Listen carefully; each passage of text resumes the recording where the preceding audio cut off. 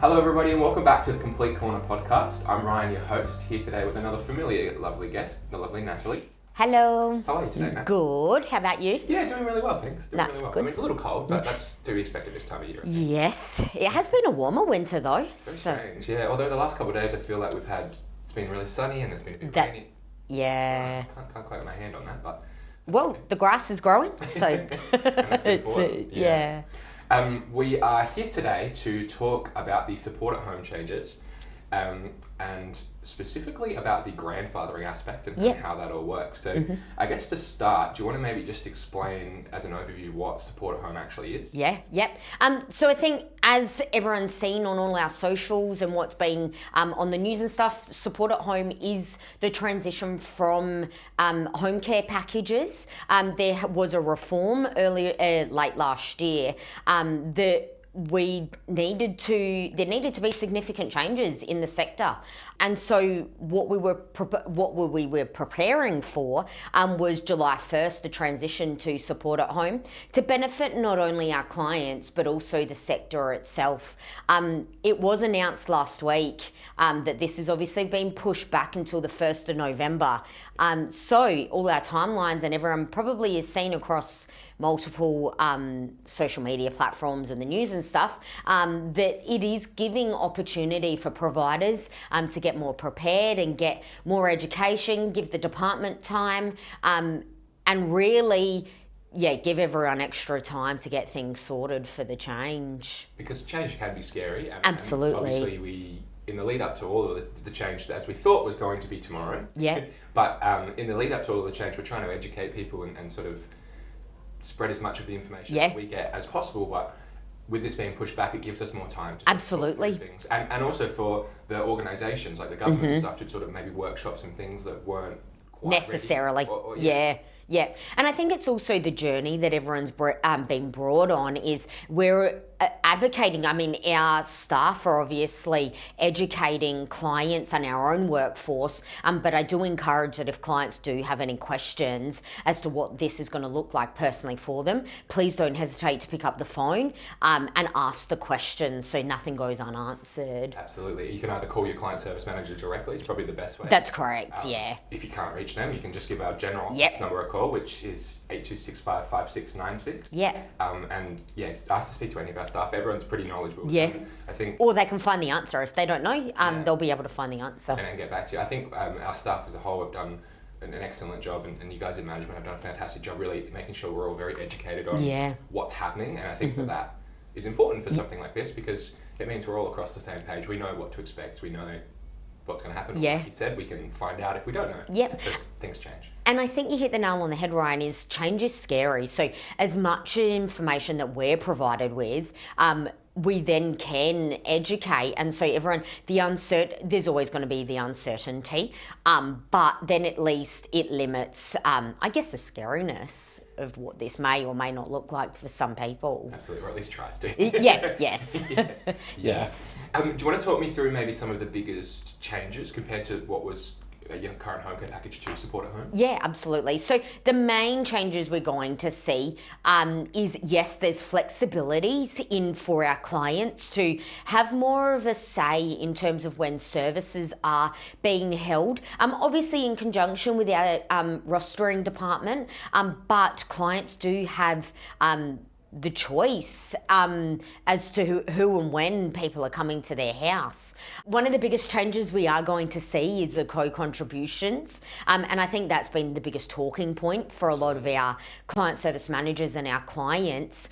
The department have obviously got the no worse off principle, so we'd like to say that if people aren't paying for their care at the moment, that they shouldn't need to pay anything, or it's going to be something really minimal, or we need to go for reassessments and that sort of thing, and we'll advocate and for our clients to speak to Services Australia. We'll go from there, Yeah, absolutely. I guess the other thing is the assistive technology pool funds. So whilst there is going to be a cap of $15,000 per year, that's not going to be taken away from funding that's allocated for care. Absolutely. I guess on that as well, we have involvement with the Disability, Aging and Lifestyle Expo over the year, so the DAO Expo, yes, which is a sort of big one for the industry. And every year I get to go walk around and sort of interact with people you see every year, and the amount of really, really cool different assistive absolutely places. yeah Some of the things that you don't even think about. There was a pen that I saw for the Royal Society for the Blind, and Yeah. it reads out what's in front of it. So Wow. like you can go into your cupboard and put it on, your flour or whatever. Yeah. It can tell you how much is in there. Oh, wow. Really, really cool. It's And it's something that you wouldn't think of. Yeah. Because yeah. if you, like you and I, we go in there and we say, oh, we've got a quarter left of the Yeah, flour in the tin. you Well, know. someone might not have that ability anymore. Yeah. Yeah. So there's some really, really cool tech Yeah. and stuff. So There was even, I think it was a DAO Expo actually, there was a robot that runs like yoga classes and it goes into facilities or even houses. There's a social aspect to it. So if people don't have, a limited support network, that you're still moving and you're still having a conversation and those sorts of things. Yeah. We put some of the stuff for a bit of fun. There was an arm thing that tested strength and kept your mobility going. Yeah. Just even things like that, they're quite futuristic. Absolutely. They feel very foreign. Yeah. But they're very cool and they have a very good purpose. Yeah, absolutely.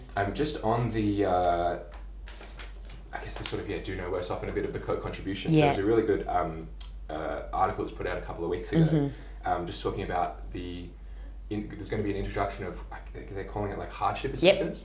Yeah. So even if you are deemed by Service Australia that you are not in a position, a financial position to pay too much, when we're talking mostly about like your full pensioners and things like that. That's correct. They can have arrangements where they look after some of those fees, and there might be like you said, a very little gap, which I think is really fantastic. Absolutely. And I'd like to think that it is where the co-contributions are coming from. It's when clients have businesses or you've got trust funds and assets and those sorts of things. Multiple that's right. But absolutely, if there is going to be any discrepancies, then we'll work with our clients to speak with Services Australia and apply for the hardship. Absolutely, and we're there to advocate for our clients, so that's really important correct. to mention that all of those decisions and assessments, that's done not through Komplete Care. That's right. But we will be there to assist you and support you through those. So if you do, like you said, if you have concerns or you have anything, just give us a call. That's and we'll walk through it. Absolutely. Yeah. So we want to talk a little bit about the grandfathering. Yeah. We throw that term out, and I think when we spoke last time, we throw that term out. Yeah. But what does that actually mean? So what grandfathering means is that people will transition from the home care package to support at home, but levels of services and hours of services won't be impacted. We have spoken previously on the levels changing from 1 to 4. It is now going to 1 to 8. So clients will go from a like to like. So again, going back to no worse off principle, is that people will receive the same level of funds for their care. Which is important. Yeah. Something else to mention with the grandfathering is that unspent funds aren't going to be taken away. So clients will have the ability to spend that money. Going into the new support at home, there is going to be a maximum accumulation of $1,000 or 10% per quarter. So we are, whilst yes, it's important to spend the money for your care and what people need, we're not pushing our clients, or we're not, to spend because it's going anywhere. Well, yeah, that's right. In the current, we'll call it old, but it's current at the moment. Yeah. For the next couple of months, it was spend it or lose it. That's right. And that's so that right. doesn't happen anymore, and that benefits the clients because, we might be, they might have been asked or to taking services that they don't need. Yeah. Yeah. And now that they can focus on exactly what they need, and don't worry that if I've got money left over, I can use that for something when I need it in the future. That's exactly right. But I guess with the support at home, that's not going to be the case because, yes, it is going to be needs-based tested, but you're not going to be able to accumulate. So it's about utilising the funds for the care as opposed to banking it up for... a rainy day. Yeah, exactly. Yeah. Who actually will be grandfathered? So we talk about this, we talk about what's going to happen, but who is actually eligible for this? Yep, so there is a date, 12th of September, that there was a cut-off period as to when, if people were assessed before that date, that they will or won't be grandfathered. If people are going on to the new Support at Home program, our client service managers are personally making contact with those clients to advise them that they will transition over, and then obviously any brand new client coming over. Of course, yeah. I think, so 12th of September, it's 2024. That's correct. That's important, yeah. So what happens for those that apply for Support at Home after it started? So after November 1st, what happens to clients that are looking to get onto that? Yeah. So they'll go through the process with Services Australia to apply. The department have committed that the turnaround time for commencement of services is going to be reduced. So at the moment, you see anywhere in excess of 12 months waiting period. There has been a commitment that we should see within a 3-month maximum for turnaround once people sign up, providing everything's in place. Yeah. And I think that's also important too, because you don't want to be waiting around. That's you right. need care, and the reason you've taken that first step, which can be scary, to say, hey, I need some help, and then you don't want to be waiting 12 months to actually need the help, because most of the time, as we know, sometimes we can be a little bit apprehensive for care, so we might have already gone past the point of actually needing it before we've asked. That's right. So most of the time when you've asked, you're kind of needing it now. So that's right. It's faster than not. Yeah, and 12 months is a long time, and I guess when people have family and friends and things like that are assisting, it also helps your community when you do have, and we have beautiful home support workers, so it's not only giving our workers hours, but it's also to support and we call the care family or the care support around our clients, to give people, it could be a break or it could be just to help. Absolutely. I was having a chat with one of our lovely service reps, Kirsten, the other day about even just things like respite. Yeah. You can help prevent that carer burnout, and also change that relationship from, you might be looking after one of your parents or a loved one, and you can go back to being, you still care for them and you still are looking after them, but you can go back to being their partner or their son or their daughter, because someone else can take the load of that. That's right. Relationship. And I think that's a really, really important thing. Yeah. And even if it's just cleaning the house or making a meal, so people can watch a movie and have a break, or, go to the shops or have a cup of coffee by themselves, or whatever the case may be. That's exactly right. Look after themselves while someone looks after their own loved ones. Yeah. And trust that it's going to be done to the best of the abilities, And that's the benefit of Komplete Care as well. We have all of our staff are trained. We can specifically train staff with our partnership through Skills Centre Australia to whatever your needs are or your loved one's needs are. So if you've got X, Y, Z that you need, we can send you a support worker or a series of support workers that are going to be specially trained to actually support that's exactly right. That's exactly right. I guess that leads on to a little bit. So what's actually changing with Komplete Care with some of these changes? What's the biggest changes we can look for? So some of the things that we're doing, obviously we're doing our internal training with our staff on the Support at Home changes, but we're also upskilling, whether it's qualifications, whether it's further education.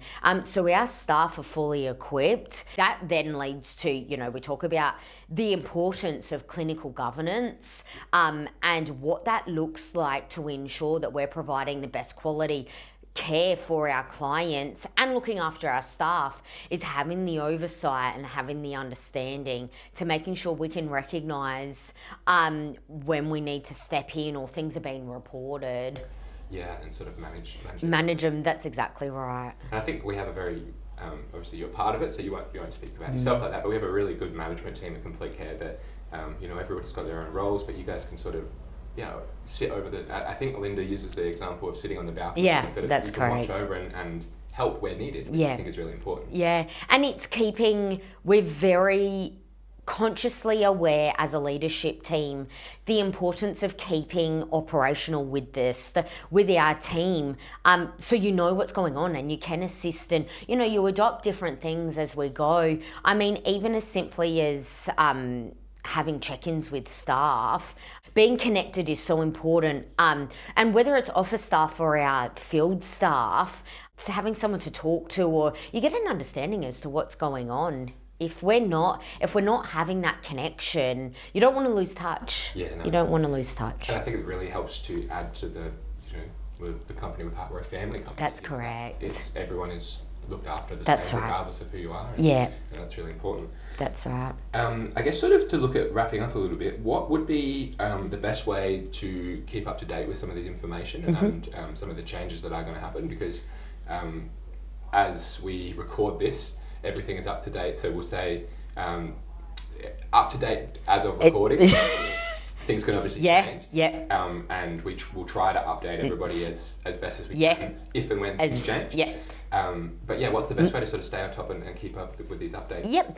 So there is a few different ways. There's obviously speak to your client service manager as a first point of call. Obviously we have all our social media platforms, Facebook and LinkedIn obviously being the prime for these sorts of videos and any updates that we're updated with. The department's website has been absolutely a useful tool because primarily that's where the changes will first be released. But even staying on top of the news and, even just simply as the news on Google and that sort of thing. Of course, yeah. On the government's websites, they've got some really good, they're long documents, but there's some really good manuals you can read through if you'd like to, if you are one of those people that want to read through all of the changes and see there's 240 page of documents. That's right. Every couple of weeks with little amendments that you can go through and read. There is also easy read though, so should someone just want a snapshot, we are promoting that if you really want answers or you really want someone to talk to, please reach out to your client service manager. They'd be more than happy to sit down with you and go through the changes and what that will look personally look like for you. Absolutely, and moving forward, yeah. That's right. Well, thank you very much for your time today. Hopefully we've answered a few questions. Like Matt said, if there's some others that we haven't answered, please reach out. Even if you want to drop a comment or something on these videos, get through to you and reach out. Again, we said this is updated as of now. Yes. If things change, we'll update and we'll keep you posted. But hopefully as things go on, we can talk a little bit more about support at home and answer any more questions and hopefully smooth transition through. That's right. Awesome. So, thank you guys very much for watching, and make sure to follow all of our socials for any updates. If you have any questions, give the office a call, give your client service manager a call, and thank you very much for your time, and we'll see you guys next time. Lovely. Thanks, Ryan. Thank you. Thank you for listening to the Komplete Corner podcast, brought to you by KompleteCare, your #1 stop for all things community and home care services.